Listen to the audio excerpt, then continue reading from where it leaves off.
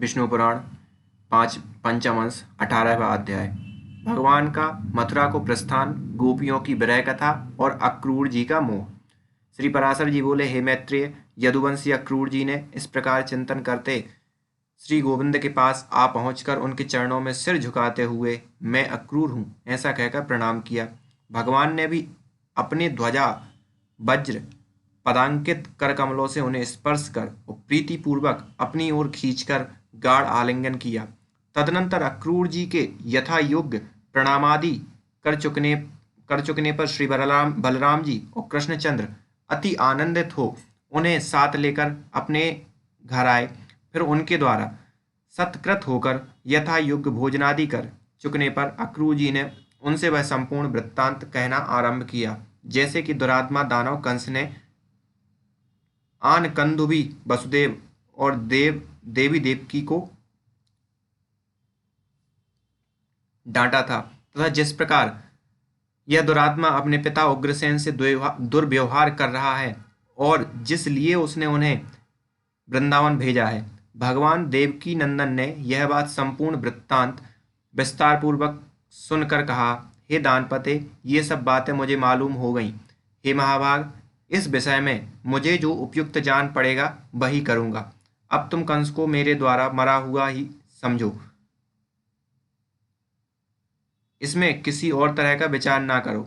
भैया बलराम और मैं दोनों ही कल तुम्हारे साथ मथुरा चलेंगे। हमारे साथ ही दूसरे बड़े बूढ़े गोप भी बहुत सा उपहार लेकर जाएंगे। हे वीर, आप यह रात्रि सुखपूर्वक बिताइए, किसी प्रकार की चिंता ना कीजिए। 3 रात्रि के भीतर मैं कंस को उनके अनुचरों सहित अवश्य मार डालूंगा। श्री पराशर जी बोले, तदनंतर अक्रूर जी, श्री कृष्णचंद्र और बलराम जी संपूर्ण गोपों को कंस की आज्ञा सुनाकर नंदगोप के घर सो गए। दूसरे दिन निर्मल प्रभात काल होते ही महातेजस्वी राम और कृष्ण को अक्रूर के साथ मथुरा चलने की तैयारी करते देख, जिनकी भुजाओं के कंकड़ ढीले हो गए हैं, वे गोपियां नेत्रों में आंसू भरकर तथा दुखार्थ होकर दीर्घ निश्वास छोड़ती हुई परस्पर कहने लगी, अब मथुरापुरी जाकर श्री कृष्णचंद्र फिर गोकुल में क्यों आने लगे, क्योंकि वहां तो ये अपने कानों से नगरवासियों के मधुर आलाप रूप मधु का ही पान करेंगे। नगर की वनिताओं के विलास युक्त वचनों के रसपान में आसक्त होकर फिर इनका चित्त गवारी गोपियों की ओर क्यों जाने लगा। आज निर्दयी दुरात्मा विधाता ने समस्त ब्रज के सारभूत सर्वस्व स्वरूप श्री हरि को हरकर हम गोप नारियों पर घोर आघात किया है। नगर की नारियों में भावपूर्ण मुस्कानमयी बोली, विलास ललित गति और कटाक्षपूर्ण चितवन की स्वभाव से ही अधिकता होती है। उनके विलास बंधनों से बंधकर यह ग्राम्य हरि फिर किस युक्ति से तुम्हारे पास आवेगा। देखो देखो, क्रूर एवं निर्दयी अक्रूर के बहकाने में आकर ये कृष्णचंद्र रथ पर चढ़े हुए मथुरा जा रहे हैं। यह नृसंग अक्रूर क्या अनुरागी जनों के हृदय का भाव तनिक भी नहीं जानता, जो यह इस प्रकार हमारे नयनानंदवर्धन नंदनंदन को अन्यत्र लिए जाता है। देखो, यह अत्यंत निठुर गोविंद राम के साथ रथ पर चढ़कर जा रहे हैं। अरे, इन्हें रोकने में शीघ्रता करो। इस पर गुरु के सामने ऐसा करने में असमर्थता प्रकट करने वाली किसी गोपी को लक्ष्य करके उसने फिर कहा, अरे तू क्या कर रही है कि अपने गुरुजनों के सामने हम ऐसा नहीं कर सकती। भला अब विरहाग्नि भस्मीभूत हुई, हम लोगों का गुरुजन क्या करेंगे। ऐसा देखो, नंदगोप आदि गोपगण भी उन्हीं के साथ जाने की तैयारी कर रहे हैं। इनमें से भी कोई गोविंद को लौटाने का प्रयत्न नहीं करता। आज की रात्रि मथुरा वासिनी स्त्रियों के लिए सुंदर प्रभात वाली हुई है, क्योंकि आज उनके नयन भंग की श्री अच्युत के मुखारविंद का मकरंद पान करेंगे। जो लोग इधर से बिना रोक टोक श्री कृष्णचंद्र का अनुगमन कर रहे हैं, वे धन्य हैं, क्योंकि वे उनका दर्शन करते हुए अपने रोमांच युक्त शरीर का वहन करेंगे। अतः श्री गोविंद के अंग प्रत्यंगों को देखकर मथुरावासियों के नेत्रों को अत्यंत महोत्सव होगा। आज ना जाने उन भाग्यशालिनियों ने ऐसा कुछ शुभ स्वप्न देखा है, जो वे कांति में विशाल नयनों वाली मथुरापुरी की स्त्रियां स्वच्छंदता पूर्वक श्री अधोक्षज को निहारेंगी। अहो निष्ठुर विधाता ने गोपियों को महानिधि दिखलाकर आज उनके नेत्र निकाल लिए हैं। देखो, हमारे प्रति श्रीहरि के अनुराग में शिथिलता आ जाने से हमारे हाथों के कंकड़ भी तुरंत ही ढीले पड़ गए हैं। भला हम जैसी दुखनी अबलाओं पर किसे दया न आवेगी, परंतु देखो, यह क्रूर हृदय अक्रूर तो बड़ी शीघ्रता से घोड़ों को हाँक रहा है। देखो, यह कृष्णचंद्र के रथ की धूली दिखलाई दे रही है, किंतु हाँ, अब तो श्रीहरि इतनी दूर चले गए कि वह धूली भी नहीं दिखती।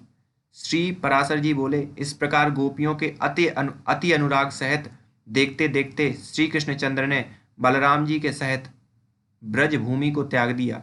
तब वे रामकृष्ण और अक्रूर शीघ्रगामी घोड़ों वाले रथ से चलते चलते मध्याह्न के समय यमुना तट पर आ गए। वहां पहुंचने पर अक्रूर ने श्री कृष्णचंद्र से कहा, जब तक मैं यमुना जल में मध्याह्नकालीन उपासना से निवृत्त हूँ, तब तक आप दोनों यहीं विराजें। श्री पराशर जी बोले, हे विप्र, तब भगवान ने बहुत अच्छा कहने पर महामति अक्रूर जी यमुना जल में घुसकर स्नान और आचमन आदि के अनंतर पर ब्रह्म का ध्यान करने लगे। उस समय उन्होंने देखा कि बलभद्र जी सहस्त्र फणावलियों से सुशोभित हैं। उनका शरीर कुंदमालाओं के समान शुभ्र वर्ण है तथा नेत्र प्रफुल्ल कमल दल के समान विशाल हैं। वे बाशुकी और रंभ आदि महासर्पों से घिरकर उनसे प्रशंसित हो रहे हैं तथा अत्यंत सुगंधित बलमालाओं से विभूषित हैं। वे दो श्याम वस्त्र धारण किए, सुंदर कर्णाभूषण पहने तथा मनोहर कुंडली मारे जल के भीतर विराजमान है। उनकी गोद में उन्होंने आनंदमय कमलभूषण श्री कृष्णचंद्र को देखा, जो मेघों के समान श्याम वर्ण, कुछ लाल लाल विशाल नयनों वाले, चतुर्भुज मनोहर अंगों पांगों वाले तथा शंख चक्रादि आयुधों से सुशोभित हैं, जो पीतांबर पहने हुए हैं और विचित्र वनमाला से विभूषित हैं तथा इंद्रधनुष और विद्युत माला मंडित सजल मेघ के समान जान पड़ते हैं तथा जिनके वक्षस्थल में श्रीवस्त्र चिन्ह और कानों में देदीप्यमान मकराकृत कुंडल विराजमान है। अक्रूर जी ने यह भी देखा कि सनकादि मुनिजन और निष्पाप सिद्ध तथा योगीजन उस जल में ही स्थित होकर नासिकाग्र दृष्टि से उन श्री कृष्णचंद्र का ही चिंतन कर रहे हैं। इस प्रकार महाराम और कृष्ण को पहचान कर अक्रूर जी बड़े ही विस्मित हुए और सोचने लगे कि ये यहाँ इतनी शीघ्रता से रथ से कैसे आ गए। जब उन्होंने कुछ कहना चाहा तो भगवान ने उनकी वाणी रोक दी। तब वे जल से निकलकर रथ के पास आए और देखा कि वहां भी राम और कृष्ण दोनों ही मनुष्य शरीर से पूर्ववत रथ पर बैठे हुए हैं। तदनंतर उन्होंने जल में घुसकर उन्हें फिर गंधर्व, सिद्ध, मुनि और नागादियों से स्तुति किए जाते देखा। तब तो दानपति अक्रूर जी वास्तविक रहस्य जानकर उन सर्वविज्ञानमय अच्युत भगवान की स्तुति करने लगे। अक्रूर जी बोले, जो सन्मात्र स्वरूप, अचिंत्य, महिम, सर्वव्यापक तथा कार्य स्वरूप, अनेक और कारण रूप से एक रूप हैं, उन परमात्मा को नमस्कार है। नमस्कार है।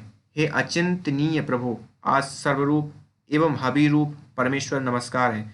आप बुद्धि से अतीत और प्रकृति से परे हैं। आपको बारंबार नमस्कार है। आप भूत स्वरूप, इंद्रिय स्वरूप और प्रधान स्वरूप हैं तथा आप ही जीवात्मा और परमात्मा हैं। इस प्रकार आप अकेले ही 5 प्रकार से स्थित हैं। हे सर्व, हे सर्वात्मन, हे क्षराक्षरमय ईश्वर, आप प्रसन्न होइए। एक आप ही ब्रह्मा, विष्णु और शिव आदि कल्पनाओं से वर्णन किए जाते हैं। हे परमेश्वर, आपके स्वरूप, प्रयोजन और नाम आदि सभी अनिर्वचनीय हैं। मैं आपको नमस्कार करता हूँ। हे नाथ, जहाँ नाम और जाति आदि कल्पनाओं का सर्वथा अभाव है, आप वही नित्य अविकारी और अजन्मा परब्रह्म हैं। क्योंकि कल्पना के बिना किसी भी पदार्थ का ज्ञान नहीं होता, इसलिए आपका कृष्ण, अच्युत, अनंत और विष्णु आदि नामों से स्तमन किया जाता है। वास्तव में तो आपका किसी भी नाम से निर्देश नहीं किया जा सकता। हे अज, जिन देवता आदि कल्पनामय पदार्थ से अनंत विश्व की उत्पत्ति हुई है, वे समस्त पदार्थ आप ही हैं तथा आप ही विकारहीन आत्म वस्तु हैं तथा आप विश्वरूप हैं। हे प्रभु, इन संपूर्ण पदार्थों में आपसे भिन्न और कुछ भी नहीं है। आप ही ब्रह्मा, महादेव, अर्यमा, विधाता, धाता, इंद्र, वायु, अग्नि, वरुण, कुबेर और यम हैं। इस प्रकार एक आप ही भिन्न भिन्न कार्य वाले, अपनी शक्तियों के भेद से इस संपूर्ण जगत की रक्षा कर रहे हैं। हे विश्वेश, सूर्य की किरण रूप होकर आप ही विश्व की रचना करते हैं, अतः यह गुणमय प्रपंच आपका ही रूप है। सतपद ओम तत्सत इस रूप से जिसका वाचक है वह ओम अक्षर आपका परम स्वरूप है। आपके उस ज्ञानमय सदस्य स्वरूप को नमस्कार है। हे प्रभु वासुदेव, संकर्षण, प्रद्युम्न और अनिरुद्ध स्वरूप आपको बारंबार नमस्कार है। इति श्री विष्णु पुराणे पंचमंसे अष्टदशो अध्याय।